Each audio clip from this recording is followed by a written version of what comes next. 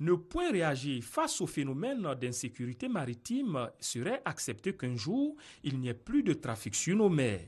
Une menace pour le transport de nourriture, de médicaments, de pétrole et de gaz, entre autres. Mais pour réagir, il faut de la solidarité, des stratégies, du financement, du matériel et de la connaissance. D'où l'adoption du projet d'accord multilatéral portant création de l'Institut de sécurité maritime interrégional, ISMI.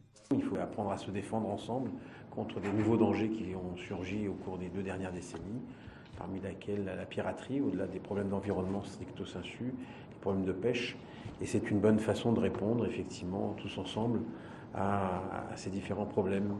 En plus d'être une réponse internationale à l'insécurité maritime ambiante dans le golfe de Guinée, l'objectif de cet institut est d'assurer la formation et le renforcement de capacités des personnes, des administrations et autres entités privées ayant des activités en mer. Il vise surtout à conduire en toute efficacité les missions de sécurité, de sûreté maritime et de protection du milieu marin. L'Institut sera logé au sein de l'Académie régionale des sciences et techniques de la mer, un atout pour la Côte d'Ivoire. L'Institut de sécurité maritime qui sera installé à l'Académie va permettre à la Côte d'Ivoire de se repositionner encore une fois dans le secteur maritime. Ça va permettre de former des Ivoiriens, mais également ça va permettre de former des personnels de tout le golfe de Guinée. Et ça repositionne la Côte d'Ivoire comme étant leader dans le secteur maritime.